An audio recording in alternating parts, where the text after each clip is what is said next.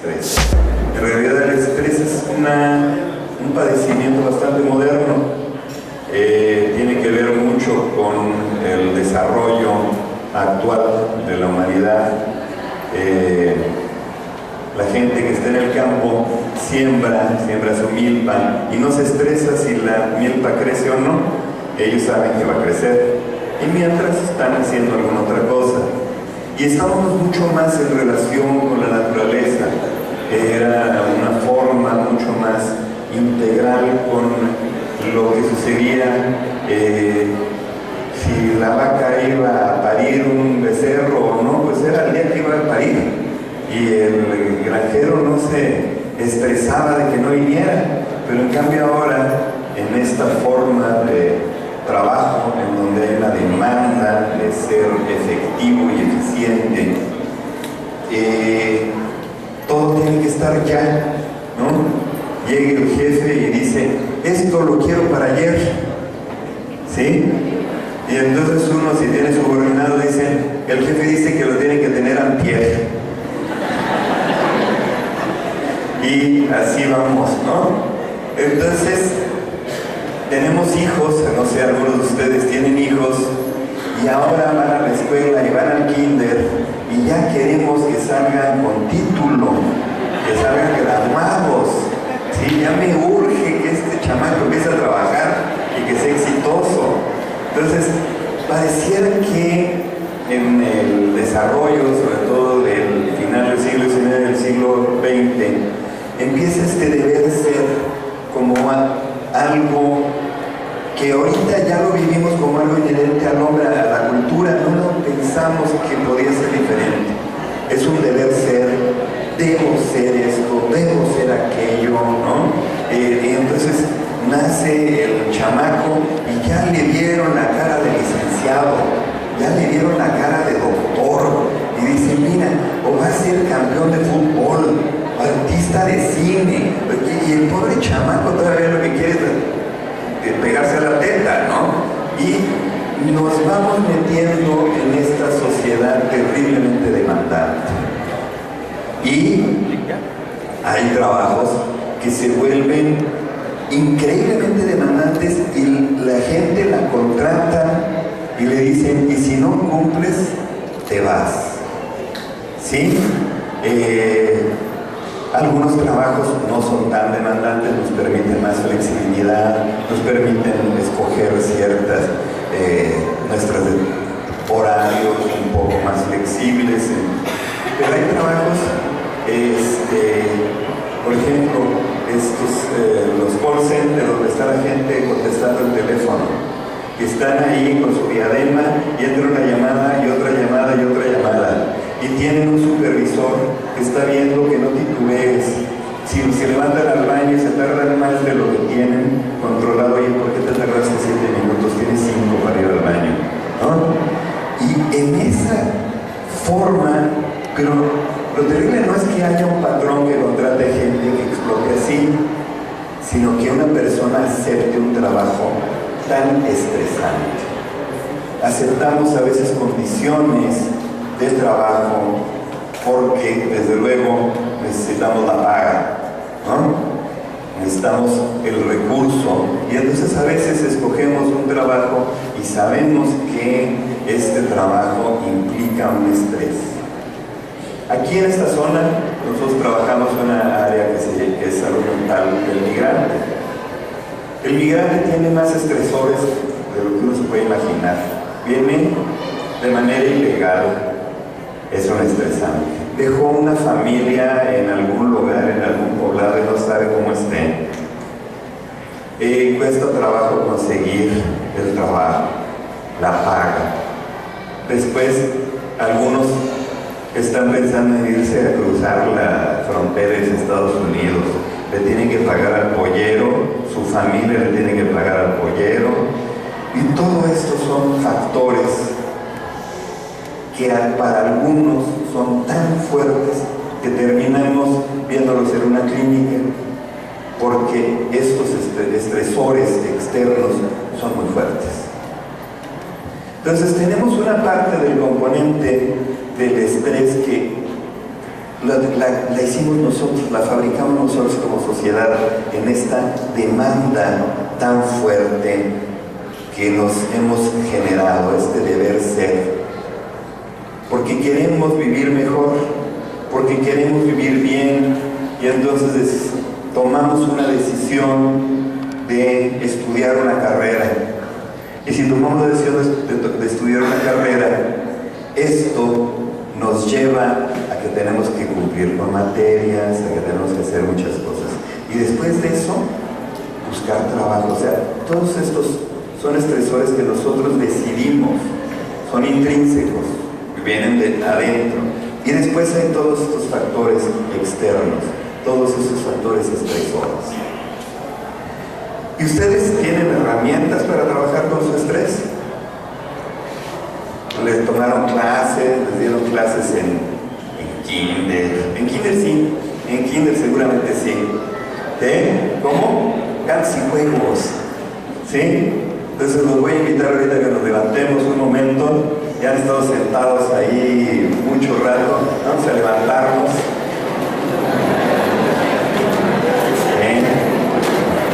Vamos a movernos.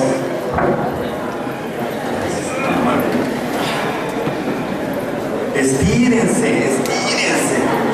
Ay, fuerte, fuerte, fuerte. El brazo. Y luego otro brazo. Ay, ay, qué rico, ¿no? Una estirada. Ay, ay, ay. A ver, estos de adelante les da pena. No van a ser para acá para que no me vean. Ay, sí, sí, sí. Saquen sonido cuando...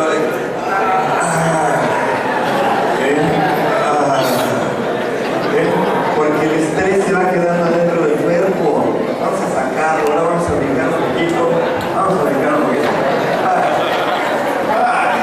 Saquen el sonido. Ahora vamos a hacer.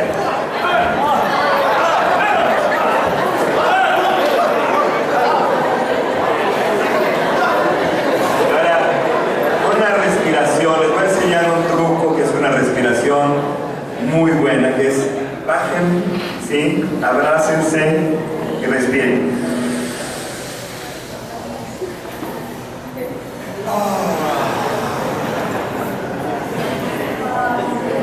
Esto sirve para entrar en armonía con nosotros. Vamos a hacerlo otra vez.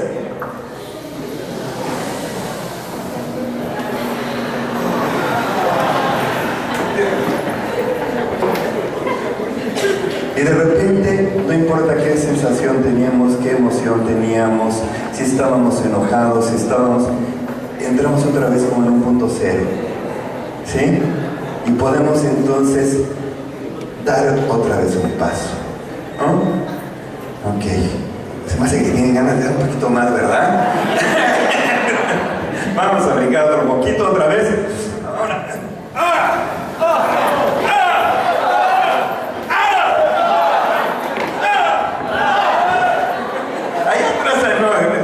Mucha pena. A ver, órale. Vamos. Una vez con ganas, ¿eh? Cierren los ojos, pues nadie los está viendo, están solitos. Ok, vamos a sentarnos.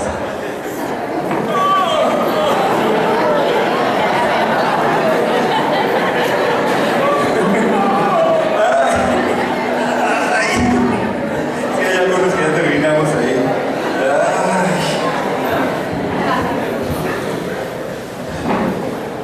Bueno, el estrés es un trastorno biopsicosocial, o sea, en parte es biológico, parte psicológico y parte social, o sea, tiene todos esos componentes, que afecta en gran parte de la población que se encuentra inmersa en un mundo que exige, demanda, individuos capaces de enfrentar y resolver cada uno de los problemas de índole emocional, social, laboral que se presentan. Es un chorote, ¿verdad? Bueno, es más o menos lo que decía yo al principio.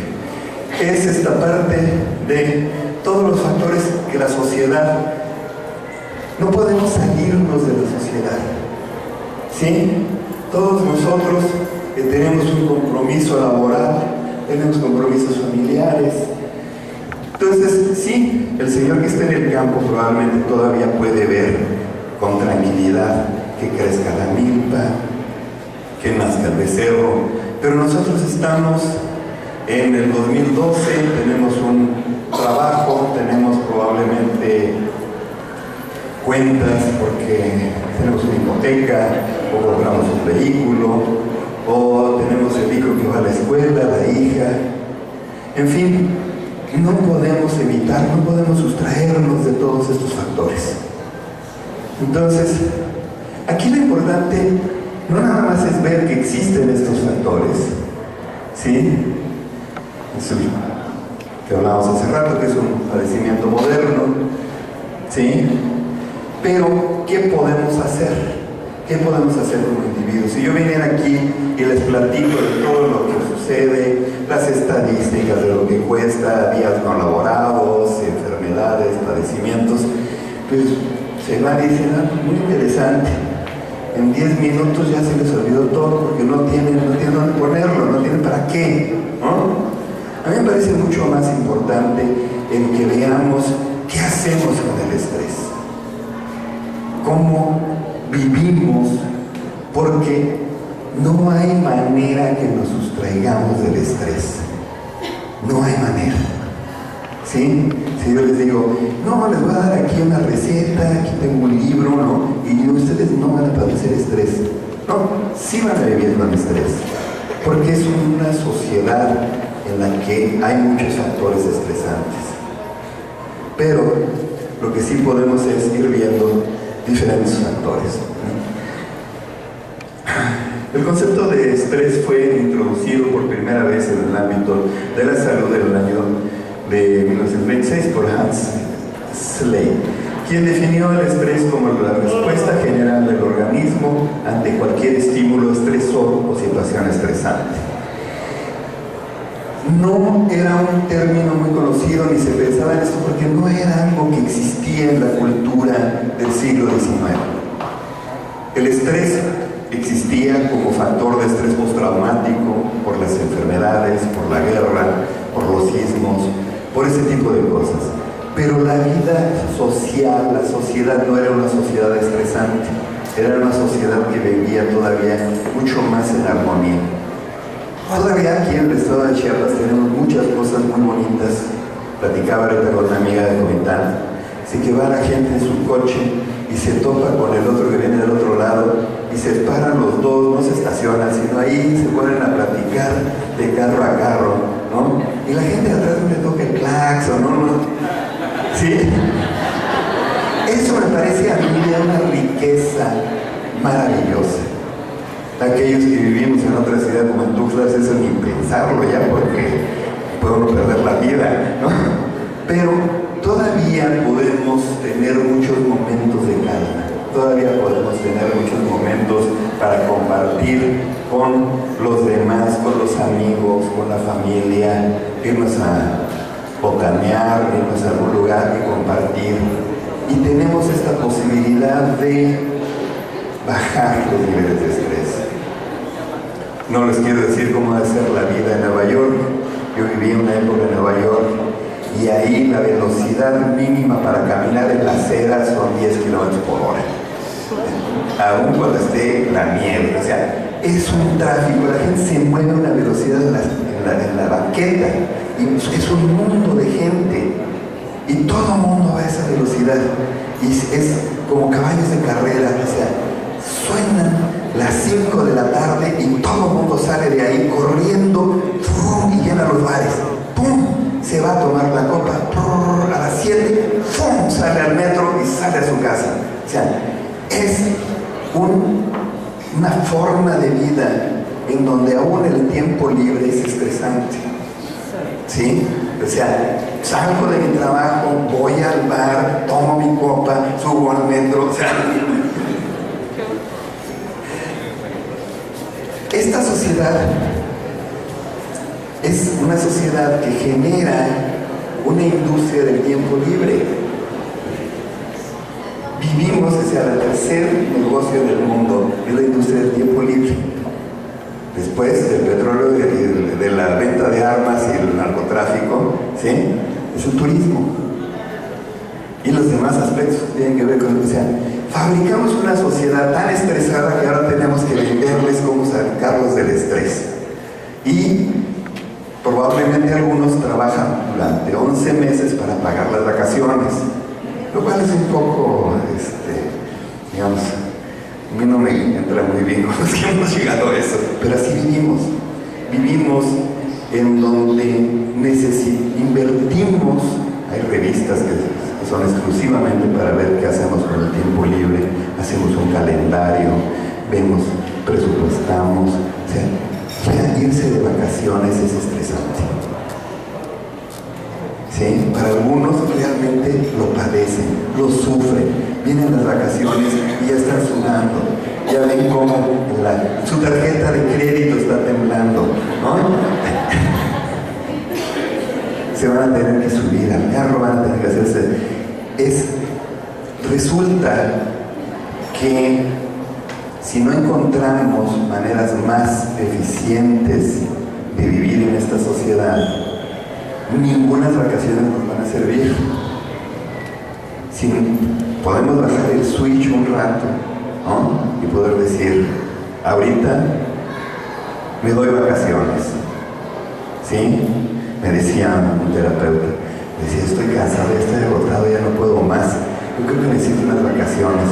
Me dice, sí, vete de vacaciones, déjale una semanita las cosas a Dios, a ver si Él sabe cómo hacerlas. O sea, porque yo quería hacer todo, arreglar todo, ¿no? La familia, mi hijo, a todo el mundo le quiero dar órdenes y me encargo de un estrés cuando hay muchas cosas que debo saber confiar. Algunos de ustedes son jefes de alguna área, jefes de departamento, ¿sí? Delegan funciones y realmente las delegan, las sueltan, o están ahí como con los hijos ahí viendo si hace la tarea, ¿no? No soltamos, a veces no soltamos, o sea, confiar en el otro, confiar en nuestros colaboradores, confiar en nuestros hijos, porque si estamos ahí, a ver, si está haciendo la tarea, si tiene la letra bien, ¿no? Y después nos asombramos de que el hijo cuando llega a la adolescencia dice, de aquí de esta puerta no pasas, ¿no? Entonces, esa es una parte de la vida que finalmente lo que sucede es, ¿qué hacemos para poder manejar el estrés o para que este estrés tenga mejores valores, ¿no? Se ha definido el estrés como el esfuerzo agotador para mantener las funciones esenciales al nivel requerido como información que el sujeto interpreta como amenaza peligrosa o como imposibilidad de predecir el futuro. Aquí hay una parte fundamental, que es lo que es el estrés. El estrés parece ser que es una parte y un componente que lo tenemos muy seguido. Hay una gran demanda y nosotros hasta cierto punto podemos manejar esta demanda. Se nos exige que cumplamos con algo y nos genera la primera parte del estrés, que es una alerta, ¿sí? Y puede ser bueno porque nos pone en esta alerta y decimos, ok, voy a poner atención, voy a hacerlo. Y nos permite realizar una tarea, ¿sí? Es como cuando el corredor se pone en la posición para arrancar y tensa su cuerpo y está listo, porque sabe que tiene que cumplir con esta función, sabe que es lo que es el objetivo, pero sobre todo sabe correr, entrenó, tiene una capacidad y confía en ella, y ya nada más espera el disparo, pero está en estrés, ¿sí? Sí hay un estrés, un gran estrés, ese punto antes, ¿no? O sea, aún con toda la preparación, hay un estrés, pero hay una confianza de que se puede hacer. Soy el disparo y sale uno corriendo y llega a la meta. Y el resultado es diverso. Puede ganar y sentirse increíblemente satisfecho, o pueden simplemente sentirse satisfecho de su capacidad, de su entrega. Y eso no sucede. Y entonces estamos viendo una forma del estrés que puede ser productiva. Pero el trastorno del estrés puede ser generado no solo por aspectos emocionales o espirituales, sino por demandas de carácter social y amenazas del entorno del individuo, que requieren de capacidad de adaptación y respuestas rápidas frente a los problemas. El estrés es un conjunto de reacciones fisiológicas y psicológicas que experimenta el organismo cuando se le somete a fuertes demandas y, según Melgoza, este fenómeno tiene dos componentes básicos: los agentes estresantes y la respuesta al estrés. Entonces tenemos factores que nos estresan y tenemos una respuesta a ese estrés. Y esta es la que puede ser muy diversa. La respuesta al estrés es la reacción del individuo ante los factores que lo originan y el tipo de respuesta que puede brindar frente a la situación estresante son dos: la respuesta en armonía adecuada con la demanda que se presenta y la respuesta negativa, insuficiente o exagerada en relación con la demanda planteada, lo cual genera desadaptación. Aquí vimos primero esta posibilidad de ser el corredor que se estresa para arrancar. Pero ¿qué pasa cuando dicen vas a correr, pero la persona no se siente que tiene la habilidad? O en el trabajo a veces no siente que cuenta con los elementos suficientes de información, logísticos o del personal, ¿sí?, humano. Y entonces entra en un estrés que lo rebasa. No puede responder como el corredor, ¿sí? No puede, y eso lo lleva a una situación de desesperación. ¿Por qué? Porque no se siente capaz. Están diciendo, tienes que entregarlo, tienes que traerme impreso de esta manera. Nos sucede, por lo menos a mí en mi sector, y con qué impresora no tenemos tinta, ¿no? Entonces, a correrle, a ver cómo le haces. Y todos estos elementos que pueden ser a veces mucho más complejos de lo que uno cree. El que no contemos o con la habilidad, que es una parte personal, o no contemos con los recursos suficientes. Y aquí es una parte muy importante para aquellos que son jefes: si la persona entendió bien lo que se le pide, si la instrucción fue correcta y suficiente,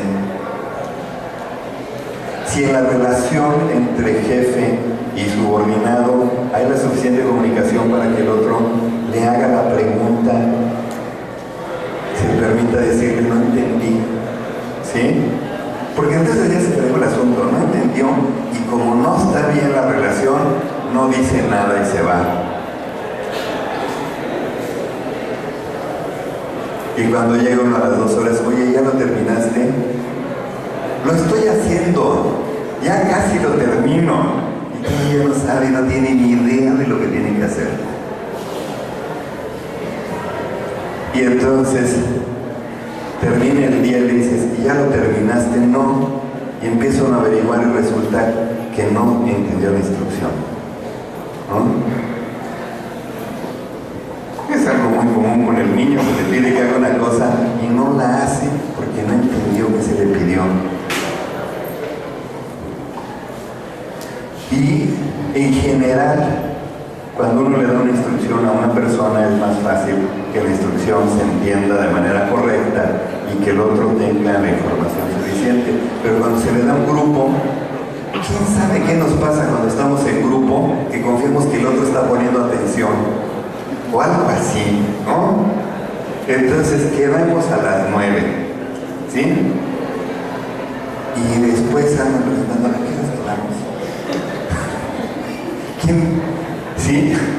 O sea, hay una parte fundamental que tiene que ver con las capacidades organizacionales. A mayor capacidad organizacional, menos niveles de estrés. Sí, los factores estresantes existen, pero también tenemos factores que sí podemos manejar. Y son estos factores organizacionales. Una buena relación de comunicación en el trabajo. Una buena instrucción. Los ISOs Ustedes han oído de los ISOs, no sé si en donde ustedes trabajan tengan estos, los ISOs 9000, juegos. Son muy buenos precisamente por eso, porque determinan muy claramente el tramo de responsabilidad de la persona. ¿Quién sigue y de quién dependo? Y son instrucciones que le sirven a la persona para realizar su trabajo. ¿Sí?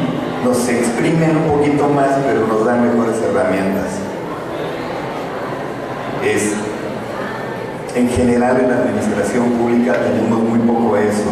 O sea, y yo les puedo platicar, nos cambian a nivel federal la instrucción, y entonces ahora va a ser así, y ahí nos la pasamos viendo, y entonces ya cambió todo el proceso, ya no vamos a comprar las cosas en el mismo proceso que el año pasado, porque ahora que se les ocurrió a nivel federal algo nuevo. Entonces nosotros primero, los que somos líderes del proyecto, tenemos que entenderlo y ver cómo se hace, pero llegamos con el área administrativa y la administrativa agarra, lo recibe y dice, lo hacemos como lo hemos hecho siempre. Y al rato, oye, ¿y por qué nunca agarraste de este presupuesto si era de aquel? Pero pues si ahí estaba la lana, ¿no? No, pero ahora necesitamos pagar esta cuenta. Es un merequetengue administrativo porque no sabemos, ya perdimos la idea, o sea, ya se hizo una, digamos, estamos viviendo es un factor de esquizofrenia, uno dice una cosa y otro entiende otra, ¿sí? Y desgraciadamente lo peor es que en los últimos años en el sector público no ejercemos el dinero. Tenemos presupuesto y no lo ejercemos. Es dinero criminal, porque se ha vuelto poco claro en parte de este temor de que no vaya a haber fugas, de que no vaya a perderse el dinero, de que no haya corrupción, ponen un montón de candados, pero después ya no saben se perdió la llave. Ya estamos en una situación de necesidad de recursos materiales, de recursos humanos, y no le encontramos cómo destrabar. Y este tipo de cosas genera, cuando no tenemos los insumos, cuando no tenemos los recursos suficientes, nos genera muchos problemas. Entonces, si llega uno con la muchacha, con la chef, le dice, ven, hoy vas a hacer sopa de pato. Y agarra y dice, sí señora. Y se va. Dice, ¿qué es un pato? Nunca lo ha visto, ¿no? Y aquí es cómo negociamos con las cosas, cómo nos sentimos. Algunas personas se sobreresponsabilizan, ¿sí? Y hay otras personas que lo que hacen es que, como dicen los chavos, nos dan el avión, ¿no? No lo voy a poder hacer, pero no me voy a poner a discutir, nada más me voy a hacer guaje hasta que llegue el momento en que tenga yo que decir que no lo hice, ¿no? En este sentido ahí podemos hablar de dos formas de estrés: el estrés positivo, eustrés, y el estrés negativo, distrés. ¿Cuál es el estrés positivo? Es todo aquel momento o nivel de estrés que nos permite estar alertas, desarrollar nuestro trabajo, cumplir con nuestra meta, que nos sirve. Finalmente, hay una parte del estrés que nos sirve a desarrollarnos, nos sirve a encontrar respuestas adecuadas, nos sirve a darnos la energía para irle a preguntar al otro, pedir, ¿no? Entonces ahí hablamos de que estamos manejando un nivel de estrés adecuado. Es un estrés que nos ayuda a ser resolutivos, a ser ejecutivos. La persona que tiene la inteligencia emocional para estar en ese nivel puede dar muy buenos resultados, pero podemos estar, o la persona ya está sobredemandada y ya no puede. Llega un momento en que empieza a entrar es como una cuerda de violín, la podemos tensar un poco y puede sonar mejor, pero si nos pasamos de tuerca, llega un momento en que se puede reventar. Y eso es lo que hablamos de los momentos riesgosos o que afectan el ámbito laboral. Entonces es la fase del estrés, que es la primera que decíamos, la alerta. Tenemos la resistencia, qué tanto aguantamos, qué tanto podemos estirar esta cuerda, qué tanto le podemos tensar, ¿sí? Y la última, que puede ser el agotamiento.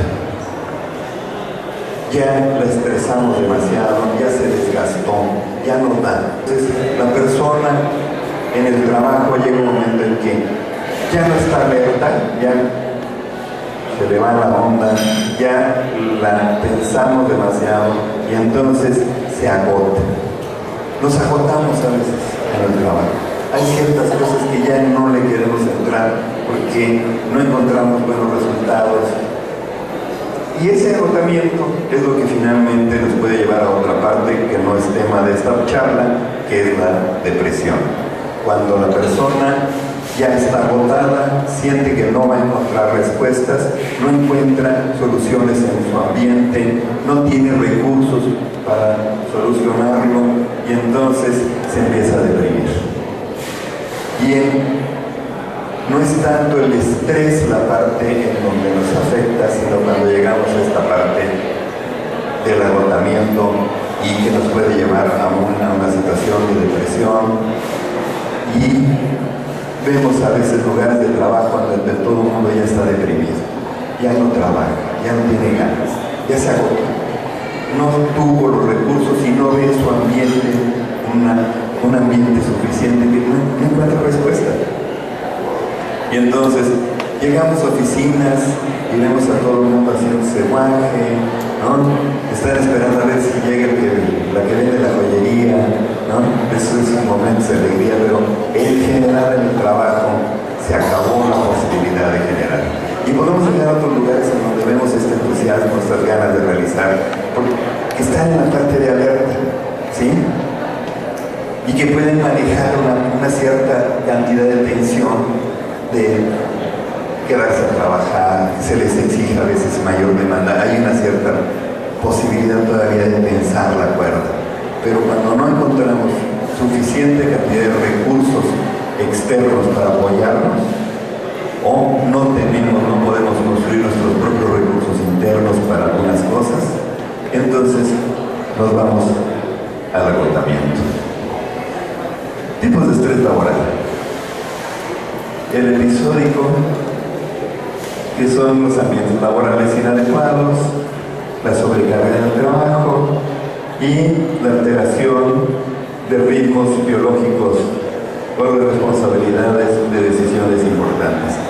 Son estos factores estresantes, por ejemplo, cuando a la gente le están cambiando el horario de trabajo, que se encuentra a veces mucho en las plantas, en las fábricas, en donde de repente le dicen, ¿sabes qué? Te vamos a cambiar el turno de la noche. Y ya planea y empieza a hacer todo porque está en el turno de la noche y después le dice, no, ¿sabes qué? La próxima semana vas a estar en el turno de la tarde. Y todo esto empieza a generar un estrés, un agotamiento, porque sus ritmos biológicos se van cambiando y afectan mucho. El ambiente laboral adecuado, hay lugares en donde se tiene una mala relación, hay pleitos, hay situaciones que para alguna persona son muy pesados.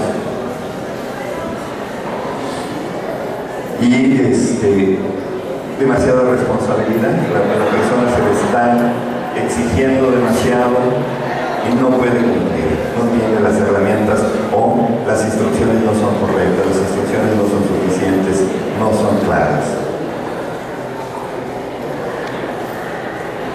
El crónico, que son factores de la propia persona, intrínsecos al trabajo, factores relacionados con las relaciones interpersonales, cuando hay pleitos, hay chismes, hay situaciones, hay lugares en donde, híjole, llega uno y el chismerío es tal que hace muy difícil el trabajo, ¿sí? La gente ya no se concentra en la instrucción, sino, oiga jefe, es que fulanita que no sé qué, y entonces ya lo escucha, y al rato es otro que viene con otro, y es que me dijo y no sé, ¿no? y se la pasa uno arreglando asuntos de las relaciones personales y no se puede trabajar. La gente no está dispuesta a ayudar al otro, no está dispuesto a apoyar, y todo el tiempo hay estas relaciones en donde puede ser realmente muy desgastante.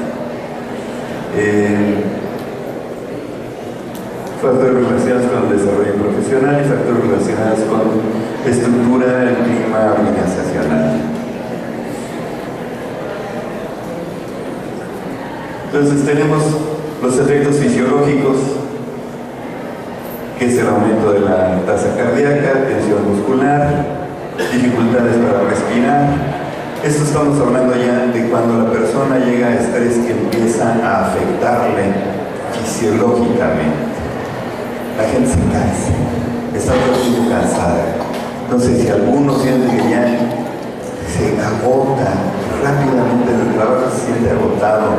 Algunos cuando salen de trabajar empiezan a poder respirar bien, pero no, como muchas veces esto no sucede de manera inmediata, sino que va generándose con el tiempo, no nos damos cuenta. Podemos estar en un trabajo e ir acumulando estrés y no relacionarlo.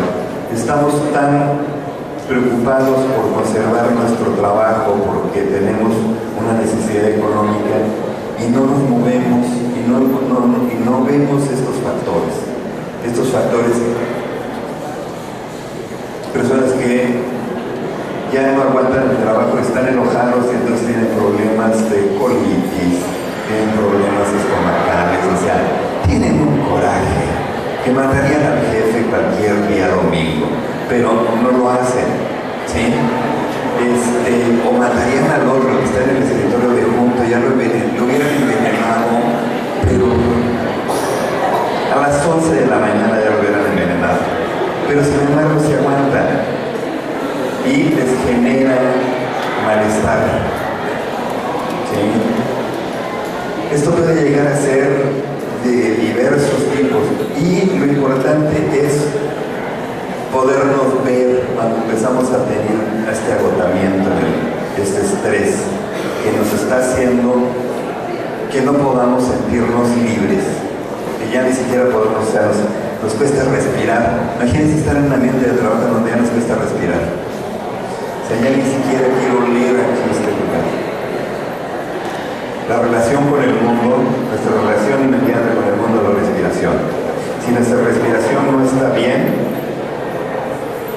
hay que ver qué es lo que nos pasa. Si estamos en un lugar que sentimos que no se puede respirar, dices, aquí el ambiente está pesado. Sí, pero llegamos a un lugar nuevo, ¿no? Y sentimos que el ambiente está pesado. Pero como ese lugar que llegamos todos los días y fue poquito a poquito, no nos damos cuenta que cuando estamos ahí estamos... Porque si respiramos fuerte, vamos a empezar a sentir lo que realmente sentimos. Entonces, eso que les decía hace rato de respirar, prueben a ver cómo les va, ¿sí? Si en su ambiente de trabajo se puede respirar bien y pueden pegar un grito, entonces sigan disfrutándolo, porque es un buen ambiente de trabajo, ¿no? Factores cognitivos, preocupaciones, dificultades para tomar decisiones y sensación de confusión. Estos son factores, esta parte de no entender qué es lo que pasa, no perdernos, no encontrar la solución a la escena.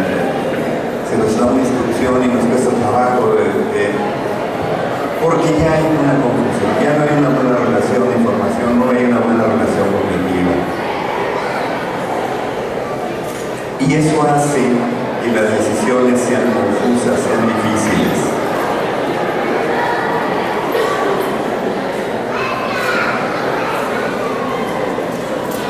Yo creo que hay una parte muy importante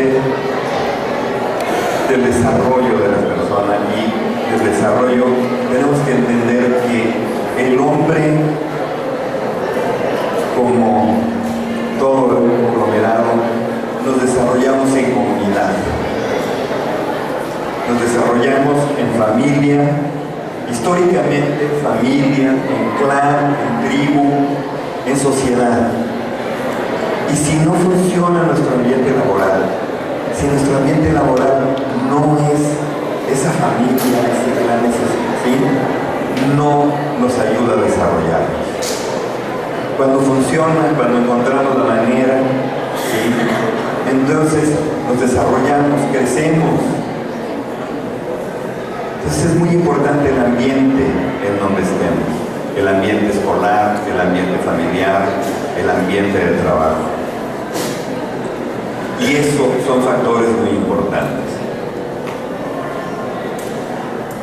¿Ustedes saben qué es la mejor manera para manejar una situación de estrés? ¿Se imaginan cuál puede ser? Aparte de respirar y de brincar. ¿Sí? Platicar con los amigos. Más que con la familia, con los amigos.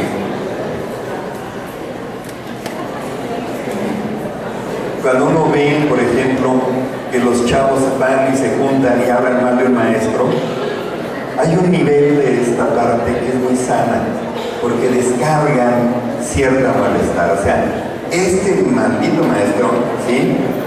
Ya no lo aguanto. ¿Por qué? Porque me está exigiendo y eso me estresa. Entonces le pongo un apodo, ¿no? Voy con mis manos y todo el mundo, sí, claro, que no sé qué, que no sé qué. Y esto nos ayuda a relajarnos. Entonces hay una parte de compartir nuestra sensación.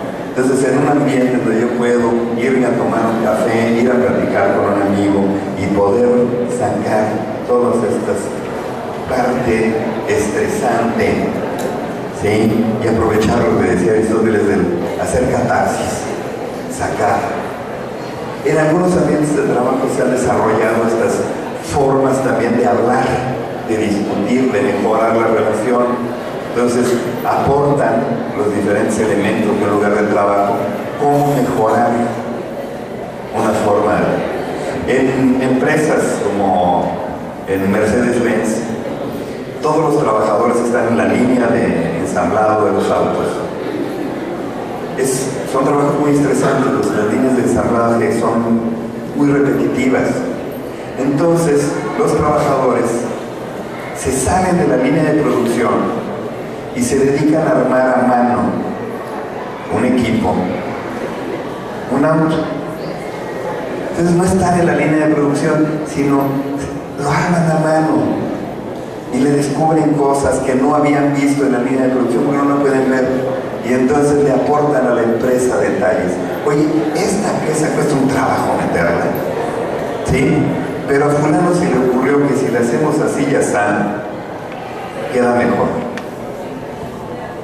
Y entonces regresan después a la línea de producción, pero habiendo estado en esta posibilidad de salirse, de sentir que otra parte muy importante es sentir que el trabajo completo, ver el vehículo completo y entonces decir, esto es lo que yo hago. Aunque nada más veo la puesta de una pieza, finalmente sí sé qué es lo que hago, ¿no? Entonces, estas formas que las organizaciones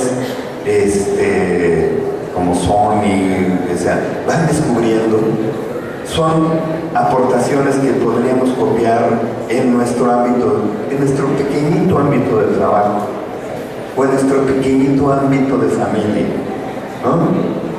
Entonces, ver qué podemos de repente un día cambiar en la familia, decirles, vamos a jugar una cosa. Este domingo cada uno va a cambiar de rol, ¿sí? Como juego, ¿sí?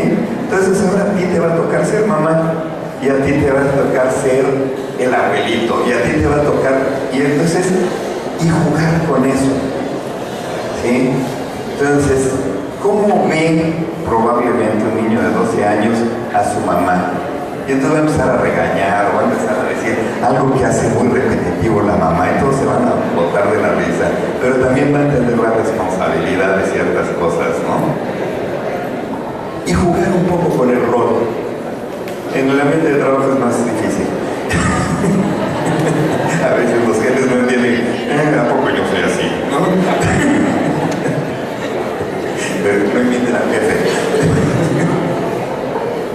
Entonces, lo importante es que hay un nivel de estrés que es sano, un nivel de estrés que nos ayuda a desarrollarnos como personas, ¿sí? Donde, como la cuerda de una guitarra, suena bien, ¿sí? Y hasta suena para hacer una fiesta. Y hay un momento en donde si se nos pasa de tuerca, nos quemamos, nos reventamos. Y lo que sí tenemos es cómo ayudarnos a no llegar a esos niveles de estrés. Cómo hacerlo, ¿sí? Y cómo ayudar a la gente que está cerca de nosotros. Porque somos un equipo, porque vivimos en equipo, vivimos en grupo, siempre. No estamos solos, nunca estamos solos. Siempre tenemos la posibilidad de buscar a alguien con quien ponerle apodo al jefe, hacer chistes, hablar mal de los políticos y de todo lo que necesitamos sacar. Y regresar después de decir, así es mi jefe, ¿no? Y bueno, estos son los efectos motores, que ya es más, digamos, son casos extremos cuando ya empieza el tartamudeo, temblores, hablar rápida. Sí, espero que no lleguemos nunca ahí. Y muchísimas gracias.